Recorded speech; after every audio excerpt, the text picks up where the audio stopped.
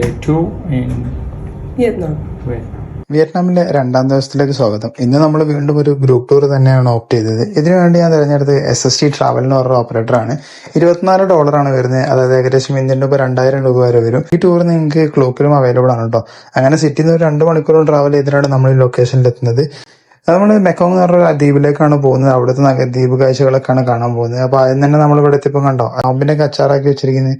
അതിനുശേഷം ഇവരുടെ ട്രഡീഷണൽ ആയിട്ടുള്ള കുറച്ച് ഫുഡ്സും കാര്യങ്ങളും നമുക്ക് കൊണ്ടുതരും. ഇത് കഴിച്ചുകൊണ്ട് തന്നെ നമുക്ക് ഇവിടെ ഇരുന്ന ഒരു ട്രഡീഷണൽ മ്യൂസിക് ആസ്വദിക്കാൻ പറ്റും.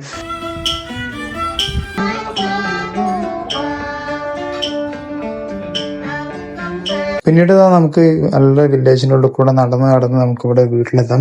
ഇവിടെ ആണെങ്കിലോ നിങ്ങൾക്ക് പാമ്പിനോ അല്ല ഓന്തിനോ വരെ നിങ്ങൾക്ക് തോളിൽ തരാൻ പറ്റും. ഇതെല്ലാം കണ്ടിട്ട് ഒരാൾക്ക് പാമ്പിനെ നിങ്ങൾ ഷോൾഡറിൽ വെച്ച് നോക്കണം എന്നൊക്കെ ഉണ്ടായിരുന്നെങ്കിലും എന്തോ പേടി കാരണം മൊപ്പത്തി ഇത് ചെയ്തിട്ടില്ല.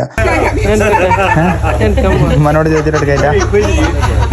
അതിനുശേഷം നമ്മൾ പോയി ട്രൈ ചെയ്ത സാധനമാണ് അവിടുത്തെ ലോക്കലി ആയിട്ടുള്ള ഒരു ഹണി. ഈ തേനെന്ന് പറഞ്ഞാൽ അതിന്റെ കൂടെ തന്നെ തേനീച്ചകൾ വരെ അടിക്കുന്നതാണ്. പിന്നെ തേനീച്ചന്റെ കൂടൊക്കെ പിടിച്ച് ഫോട്ടോ എടുക്കാനുള്ള ഓപ്ഷൻസും ഉണ്ട് കേട്ടോ. അതിനുശേഷം നമ്മൾ പോയത് കോക്കനട്ട് കാൻഡി ഉണ്ടാക്കുന്ന കാണാൻ വേണ്ടിയിട്ടാണ്. അതായത് നമ്മുടെ നാട്ടിൽ തേങ്ങ മുട്ടായി. അങ്ങനെ തേങ്ങ ഒളിച്ച് തേങ്ങയുടെ ഇതൊക്കെ ചിരവി എടുത്ത് അതിങ്ങനെ മെഷീനിലിട്ട് അരച്ച് പാലാക്കി മാറ്റി അതിലേക്ക് വെച്ചിട്ട് സാധനങ്ങളൊക്കെ മിക്സ് ചെയ്ത് ഇളക്കി അങ്ങനെ നമുക്ക് ഈ അച്ചിൽ വാർത്തുണ്ടാക്കിയ കോക്കനട്ട് കാൻഡി ഇവിടുന്ന് സാമ്പിൾ മാത്രമല്ല കേട്ടോ, ഇവിടുന്ന് നിങ്ങൾക്ക് പല വിധത്തിലുള്ള കാൻഡി നിങ്ങൾക്ക് വാങ്ങിക്കൊണ്ടുപോവുകയും ചെയ്യാം. പക്ഷേ നമ്മൾ നേരെ ഒരു ഓപ്പൺ ഓട്ടോറിക്ഷയിൽ കയറിയിട്ട് എത്തുന്നത് ഇതാ ഈ റിവറിലുള്ള ഈ ഒരു യാത്രയിലാണ്. ഇതൊരു ബ്യൂട്ടിഫുൾ യാത്രയാണ്. ഇത് നിങ്ങൾക്ക് ഭയങ്കര പീസ്ഫുൾ ആൻഡ് കാം ആൻഡ് അറ്റ്മോസ്ഫിയറിൽ എൻജോയ് ചെയ്യാൻ പറ്റുന്ന ഒരു യാത്രയാണ്. നമ്മൾ നേരെ കയറ്റിയിരുത്തി അവിടുത്തെ ട്രഡീഷണൽ തൊപ്പിയൊക്കെ തന്നെ അങ്ങനെ ഈ യാത്ര കഴിഞ്ഞ് എത്തിയത് പിന്നെ നമുക്ക് ലഞ്ചിന്റെ സമയമായി. ലഞ്ച് എന്ന് പറഞ്ഞു കഴിഞ്ഞാൽ ഭയങ്കര വിഭവസമൃദ്ധമായ ലഞ്ചും കാര്യങ്ങളൊക്കെയാണ്. ഇവരുടെ ട്രഡീഷണൽ ഫുഡ്സ് ആയതുകൊണ്ട് തന്നെ ചിലപ്പോൾ നിങ്ങൾക്ക് അത് ഇഷ്ടപ്പെടുമെന്നുള്ള സംശയമുണ്ട്. എങ്കിലും ഇതെല്ലാം പാക്കേജിൽ ഇൻക്ലൂഡ് ആയിട്ട് വരുന്ന സാധനങ്ങളാണ്. പിന്നീട് അത് കഴിഞ്ഞ് കുറച്ച് നമുക്ക് റിലാക്സ് ചെയ്യാൻ വേണ്ടിയിട്ട് അവിടെ നിന്ന് സൈക്കിളൊക്കെ എടുത്ത് ഒന്ന് കറങ്ങി വരാം.